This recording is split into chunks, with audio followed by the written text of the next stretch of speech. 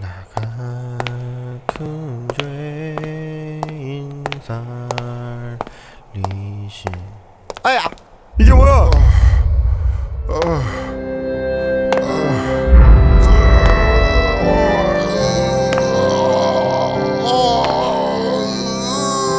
좁은 문으로 들어왔습니까? 좁은 문으로 들어온 사람은 좁은 길 걸어가야 합니다. 그러나 들어와 놓고는 겁이 나서 걸어가기를 싫어해요. 그리고는 넓은 길을 기웃기웃거리면서 그래서 적당히 교회만 드나드는 분들이 계세요. 그 결과 반드시 영생을 얻을 수 있다고 아무도 장담할 수가 없습니다. 생명이 실제가 됐다면, 이 신앙이 실제가 됐다면, 이 복음의 진리가 실제가 됐다면, 천국이 실제가 됐다면 억지로 죽지 못해 하는, 그냥 어렵고 힘들고 쥐어짜듯이 하는 이런 신앙생활이란 존재할 수가 없다는 것입니다.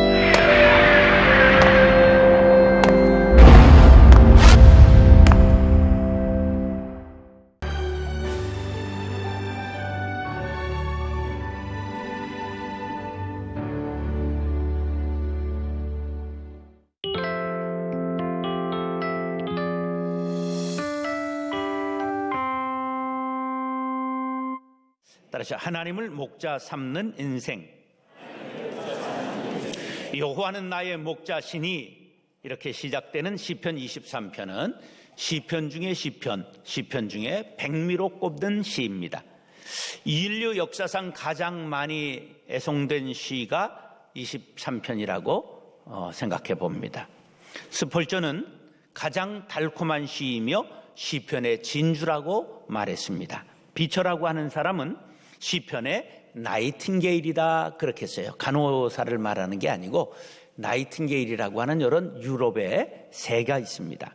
작고 부드러운 깃털을 갖고 낭낭한 기쁨으로 온 세상의 창공을 채우는 시편의 나이팅게일이다 그렇게 말했습니다. 어린 시절 목동 경험을 가진 다윗은 자신의 삶을 체험을 바탕으로 해서 아주 목가적인 시를 썼습니다. 다윗이 일생 동안 체험한 여호와의 축복을 잔잔하면서도 굳건한 신뢰를 담은 아주 심정으로 우리들에게 진한 감동을 전하는 시를 쓴 것입니다. 인생의 주인이시자 인도자 되시는 하나님과 그를 따르는 성도 간의 절대적 신뢰가 목자와 양을 비유로 감동적으로 그려지고 있습니다. 이 시를 읽으면 잔잔한 물가와 푸른 초장, 선한 목자들과 양떼들의 평화롭고 서정적인 이미지가 우리의 머릿속에 그려집니다. 이런 친근하고도 아름다운 이미지 속의 평화와 풍요, 그리고 종말론적 승리와 구원이라는 원대한 주제가 담겨 있습니다. 이 시는 깊고도 정겨운 공감을 자아내며 동서고금에 걸쳐 만인의 사랑을 받고 있습니다. 본문은 여호와를 목자로 삼은 그의 백성은 양으로 비유하면서 양자 간의 친밀하고도 절대적인 관계를 묘사하고 있습니다. 짐승 중에 가장 약한 동물 하나 꼽아라 그러면 양을 꼽습니다. 몸집이 작은 건 아니지요. 근데 겁이 많습니다. 이빨도 날카롭지 못하고 발톱도 없고요. 잘 뛰지도 못하고 공격적인 것은 어느 것 하나 갖추지 못했습니다. 그래서 순한 동물의 대명사가 양입니다. 그래서 양에겐 목자가 절대 필요합니다. 근데 양보다도 하나 더 연약한 동물이 있으니 누굴까요? 인간입니다. 인간. 사람은 강한 것 같지만 약해요. 만물을 다스릴 만큼 강하지만 지혜롭지만 마음의 고민을 이기지 못하고 갈등하다 자살도 하고요. 우울증에 걸리기도 하는 너무너무 연약한 존재가 인간입니다. 성장의 측면을 한번 볼까요? 동물들은 나면서부터 걷기도 하고 뛰기도 하지요. 대부분 젖을 떼면 독립합니다. 제가 개를 좋아해서 여러 차례 길러봤는데요. 개가 10마리를 낳잖아요. 그러면 새끼를 낳아서 새끼가 처음에 똥을 싸면 똥을 어떻게 할까요? 자기가 핥아 먹습니다. 여기 자식을 사랑해서 똥을 잡수신 분 손 들어보세요. 개는 먹어요. 네. 얼마나 젖을 빠는지요. 막 홀쭉해집니다. 정말 헌신적으로 돌보죠.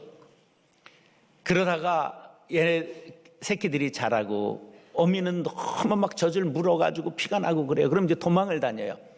그러다가 뗄 때가 되면 어떻게 하느냐? 악착같이 젖을 빨라고 하는 새끼를 목덜미를 물어가지고 흔들어서 던져버립니다. 독립하라는 거예요. 근데 사람은 어떻죠? 몇 세까지 붙어 살죠?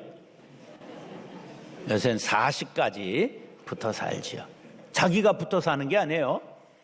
김치 담가다 주고 상관 해달라고 그러지 않아도 악착같이 가서 상관해서 그냥 전부 인대가 늘어나고, 그게 우리 인간이에요. 이런 면에서 사람과 양이 비슷한 점이 있어요. 양은 목자가 반드시 지켜야 합니다. 목자 없는 양은 부모 없는 고아와 다를 바가 없어요. 길 찾을 능력이 없습니다. 목자의 음성을 듣지 못하면 맹수의 밥이 되고 맙니다. 우리 인생도 목자 되시는 하나님의 음성을 듣지 않으면 마귀의 밥이 되고 맙니다. 다윗은 하나님을 목자로 삼고 자신을 한 어린 양으로 관계를 맺었습니다. 절대 의지하고 순종했습니다. 다윗을 하나님께서는 절대 보호해 주셨습니다. 하나님은 천지간에 무소부재하시고 전지전능하십니다. 창조주여 주권자여 만왕의 왕이여 만주의 주여 심판주가 되십니다. 그러나 하나님과 내가 아무 상관이 없다면 그의 전능하심이, 그의 부여하심이 나와 무슨 상관이 있겠습니까? 따라서 하나님과 어떤 관계를 맺느냐가 중요합니다. 하나님을 목자로 삼는 양이 되기를 원하시는 분은 아멘 하시기 바랍니다. 그러면 여러분의 삶을 하나님이 인도하시고 보호하시고 승리케 해주실 줄로 믿습니다. 하나님이 올 한 해 여러분들의 머리에 기름 부어주실 줄로 믿습니다. 이것이 하나님을 목자 삼는 인생의 기쁨입니다. 사랑하는 형제 자매 여러분, 오늘 본문 말씀을 상고할 때 은혜 받고 하나님을 목자 삼고 일평생 살아가겠습니다. 결단하시기 바랍니다. 목자 되시는 하나님께서 푸른 초장 쉴만한 물가로 인도해 주시기를 예수님의 이름으로 축원합니다. 따라서 부족함이 없습니다. 어떤 사람이 하나님을 목자 삼는 인생이 부족함이 없다. 인간의 근본 문제는 부족하다는 것입니다. 양식이 부족하고 자원이 부족하고 물이 부족하고 노동력이 부족하고 무엇인가 늘 부족한 상태가 우리를 지배합니다.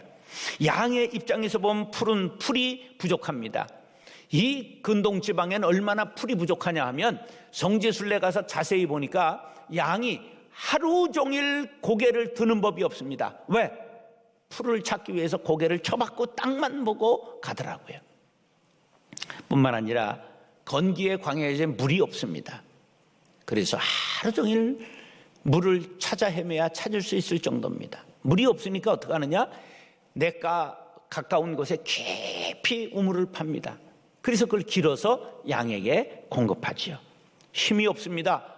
혼자서 자기를 지킬 수 없습니다. 목자 곁을 잠시도 떨어지면 안 됩니다.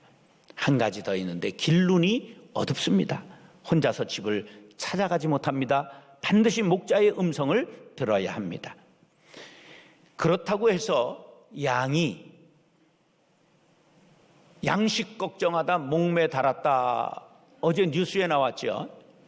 그런 법은 없습니다.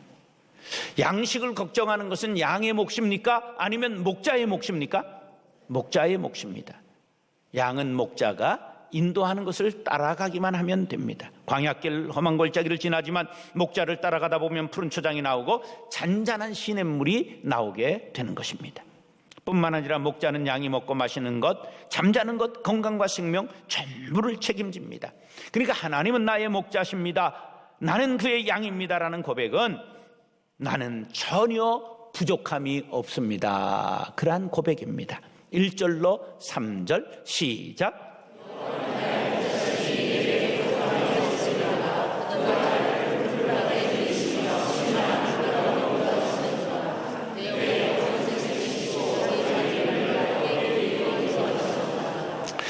시편 23편을 신뢰의 노래라 그렇게도 부르는데요. 그 이유는 하나님을 목자 삼은 다윗이 하나님을 무한 신뢰하고 있기 때문입니다. 양이 목자를 의심하고 양식을 걱정하고 물을 걱정하고 잠자리를 걱정하지 않는 것처럼 다윗도 어떤 어려움 속에서도 부족함이 없다고 하나님께 신뢰를 무한 보내고 있는 것입니다. 이 시간 하나님은 나의 목자십니다. 신뢰하시는 분은 아멘 하시기 바랍니다. 그러면 여러분의 삶의 모든 부족과 결핍과 가난과 시련과 역경이 사라지게 될 줄로 믿습니다. 사실 부족해서 죽는 것보다 염려하고 걱정하기 때문에 사람은 질에 쓰러지게 마련입니다. 2차 세계대전 때에 미국 본토는 전쟁을 하지 않았습니다. 그 미국의 본토에 있는 군인들이 어디로 갔죠? 유럽 전선, 일본 전선에 간 거예요. 그런데 전선에 나가 죽은 사람보다도 미국 본토에서 망하면 어떡하나 죽으면 어떡하나 이렇게 걱정하다가 심장마비로 뒤진 사람이 더 많대요. 뭐 때문에 사람이 쓰러지는 거예요? 걱정하고 염려하다가 쓰러지는 거예요. 이사야 선지자는 우리 목마른 인생들을 초청합니다. 시작.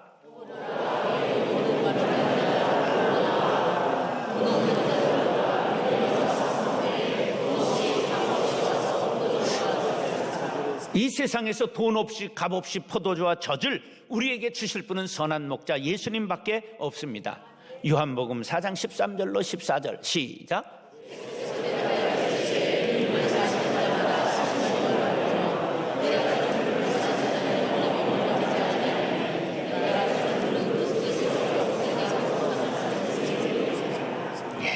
난방 꺼도 되겠네요. 자, 예수님을 목자 삼는 사람의 특징이 뭐냐?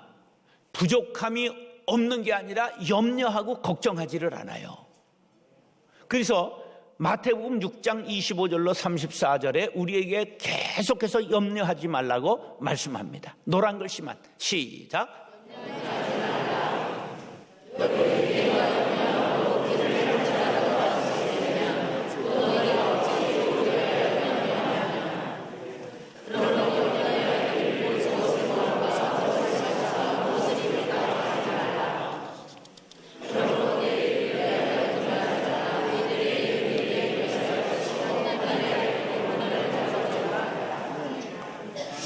뭐 하지 말라고요? 하나님을 목자 삼았느냐? 부족함이 없다. 왜? 하나님께서 너희들을 전부 푸른 초장 쉴만한 물가로 인도해 주시기 때문이다. 염려하지 말아라. 여러분, 하나님을 목자로 삼고 모든 일에 부족함이 없고 넉넉하고 복된 삶을 살게 되시기를 예수님의 이름으로 축원합니다. 따라서 두려움이 사라집니다. 인간은 누구나 다양한 두려움과 함께 살아갑니다. 불안정한 현실에 대한 두려움, 알 수 없는 미래에 대한 두려움, 100세 시대에 대한 두려움, 홀로 남게 될 고독에 대한 두려움, 질병에 대한 두려움, 죽음에 대한 두려움 등등 두려움의 근본 원인을 생각해 보면 존재의 불안과 영원성과의 단절입니다. 내가 있는 지금 이 현재 상태의 불안이 있단 말이죠. 존재의 불안. 그 다음에 영원한 생명과의 단절, 이것을 우리는 두려워하고 살아가지요. 그런 면에서 예수 믿는 사람은 참 행복한 사람입니다. 예수님께서 부활하셔서 죽음의 권세를 이기셨고 누구든지 예수 안에서 영원한 생명을 얻었기 때문입니다. 할렐루야. 오늘 인생의 두려움을 안고 사는 분들이 계시다면 두려움에서 해방받으시기 바랍니다. 4절 시작.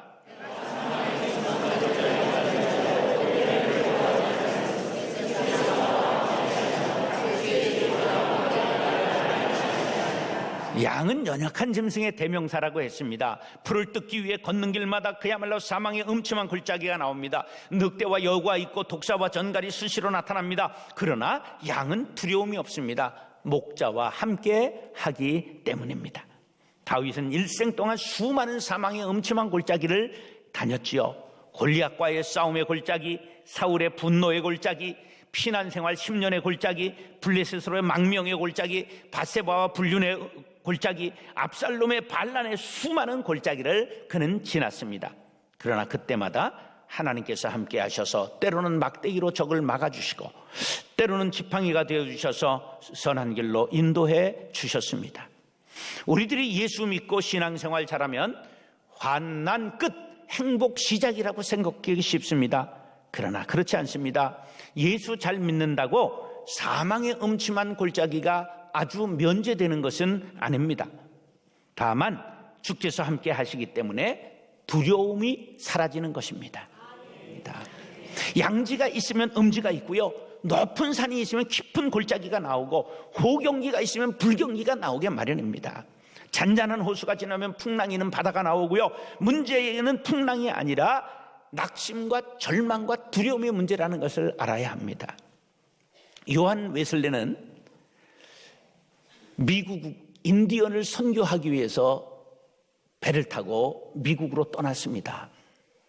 근데 가다가 아주 풍랑을 만났는데 대굴대굴 구르고 다 토하고 그냥 3일 동안을 풍랑이 있는데요, 그냥 거의 죽을 지경이 됐습니다.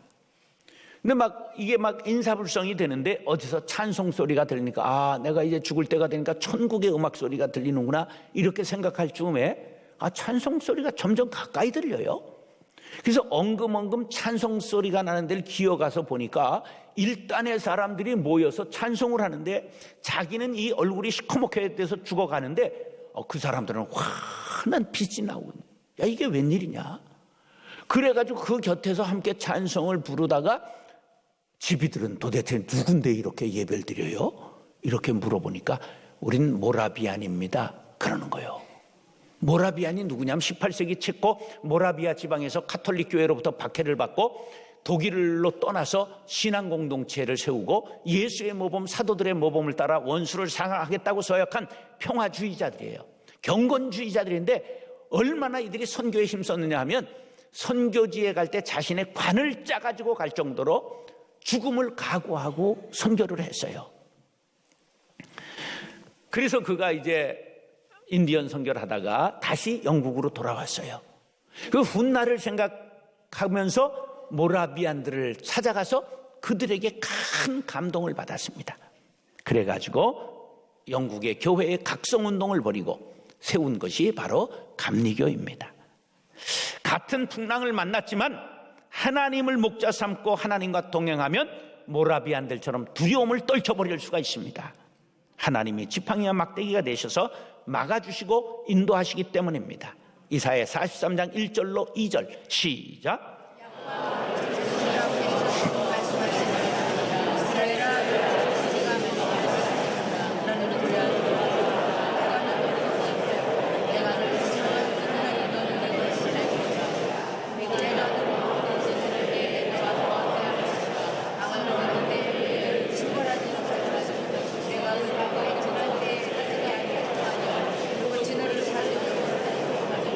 할렐루야. 작은 시련을 크게 확대해서 절망에 빠지게 하는 것이 사탄의 전략입니다.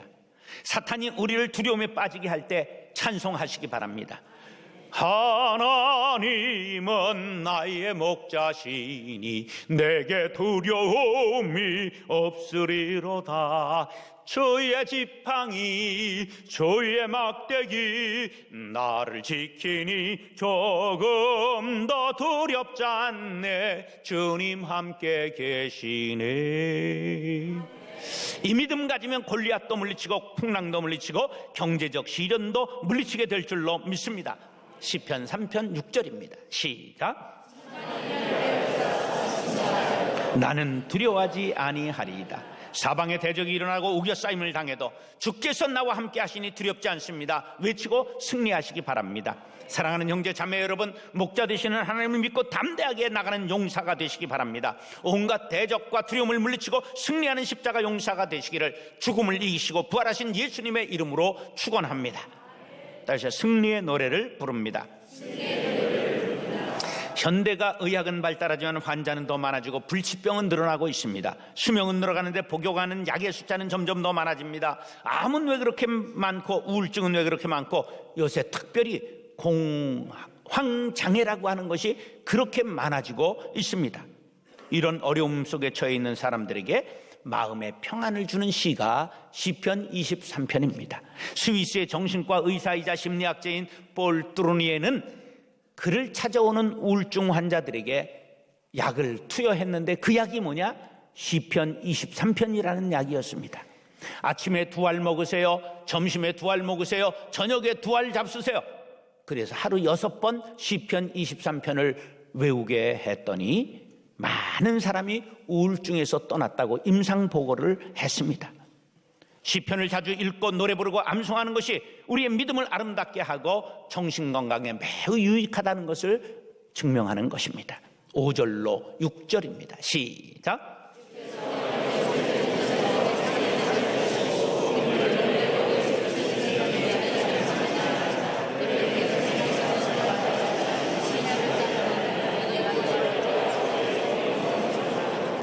양이 가는 길에는 항상 숲속에서 번뜩이는 맹수의 눈이 그들을 노려보고 있습니다. 조금만 목자와 떨어지면 맹수의 밥이 되고 맙니다. 이런 위기에 처해 있을 때 목자가 나타나 맹수를 막대기로 따리려고 양을 구합니다. 그 상황이 5절에 원수의 목전에서 내게 상을 베푸시고 라고 말씀하고 있는 것입니다. 어린 양을 되찾은 목자가 양을 품에 안고 머리를 쓰다듬고 상처에 기름을 발라줍니다. 기름을 내 머리에 부으셨다는 것은 여호와를 목자 삼는 순간 하나님께서 기뻐하시며 성령의 충만함을 허락하신다는 말씀인 줄로 믿습니다. 팔레스틴의 풍습을 통해 해석을 하면 팔레스틴 지방에서 잔치를 할 때 귀한 손님이 오면 아주 향내 좋은 기름을 머리에다 부어주는 전통이 있었습니다. 바로 존귀한 자로 여김을 받았다는 뜻입니다. 하나님을 목자로 삼은 다윗은 존귀한 자가 되었고 내 잔이 넘치나이다 고백하게 된 것입니다. 잔이 넘친다는 건 풍성한 은혜와 승리를 뜻하지요. 하나님께서 다윗에게 풍성한 은혜를 부어주셨습니다. 온 사방에 일어난 대적들을 물리치고 승리의 노래를 부르게 된 것이지요. 하나님은 오늘날 우리에게도 동일한 은혜를 부어주실 줄로 믿습니다. 하나님의 은혜는 조금 더 부족함이 없고 풍족하고 충만합니다. 다만 우리가 그것을 느끼지 못하고 감사하지 못할 뿐입니다. 6절에 보면 지금까지 인도하시고 잔이 넘치도록 복을 주신 하나님의 지극하신 은혜를 감사 찬송하면서 앞으로 내 평생에 주님의 선하심과 인자하심이 반드시 나를 따를 것이라고 그는 믿어 의심치 않는 고백을 드리고 있습니다. 그러므로 내가 여호와의 집에 영원히 거하리로다 기원으로 시를 맺고 있습니다. 다윗은 노년에 이 시를 썼습니다. 그는 지나간 일생 동안 여러 가지 비애와 실망, 숱한 역경을 당했습니다. 그러는 가운데 더욱 목자 되시는 하나님을 깊이 체험한 것입니다. 목자 되시는 하나님은 양의 요구를 풍성히 채워주시기를 기뻐하십니다. 자녀들의 영혼을 장려하시기를 기뻐하십니다. 그래서 우리에게 온갖 두려움을 다 내어 쫓아주시는 분이십니다. 다윗은 오늘 먹구름이 낀 하늘을 바라보면서도 하나님이 함께 하시기 때문에 내일은 반드시 찬란한 태양이 동토오리라는 것을 믿어 의심치 않았습니다. 세상에서 가장 불쌍한 사람은 석양에 비낀 언덕에서 갈 곳 없는 나그네입니다. 그런데 다윗은 이런 고백을 드립니다. 내가 여호와의 집에 영원히 살리로다. 여러분, 이 땅에서 집 없는 서름을 겪고 계십니까?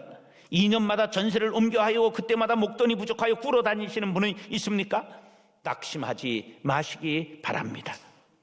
우리에게는 영원한 집을 예비하고 계신 하나님 아버지가 계십니다. 이 땅에서 삶이 화려하고 많은 사람들의 부름을 산다 하더라도 영원한 천국 본향이 준비되지 않은 사람은 비참한 인생입니다. 우리의 목자장 되시는 예수님은 우리에게 영원히 거할 곳이 있다고 이렇게 약속하셨습니다. 요한복음 14장 1절 2절 시작.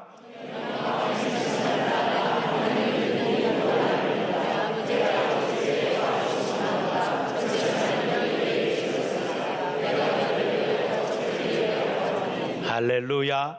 우리에게는 영원한 집이 예비되어 있음을 믿으시면 아멘 하시기 바랍니다. 천국에서 영원히 안식을 누리게 될 것입니다. 사랑하는 형제 자매 여러분, 무한 경쟁의 시대를 살아가느라 지치고 힘든 성도들이여, 참 좋으신 목자 하나님을 전적으로 믿고 의지하시기 바랍니다. 목자 되시는 하나님께서 여러분의 삶에 부족함이 없도록 푸른 초장 쉴 만한 물가로 인도해 주실 것입니다. 목자 되시는 하나님과 함께 하시면, 하나님이 여러분들과 함께 하시면 폭풍도 환난도 두렵지 않게 될 것입니다. 목자 되시는 하나님과 동행함으로 내 잔이 넘치나이다. 영원히 주의 집에 거할 것을 나는 믿습니다. 승리의 노래를 부르는 저와 여러분들이 될 수 있기를 예수님의 이름으로 축원합니다.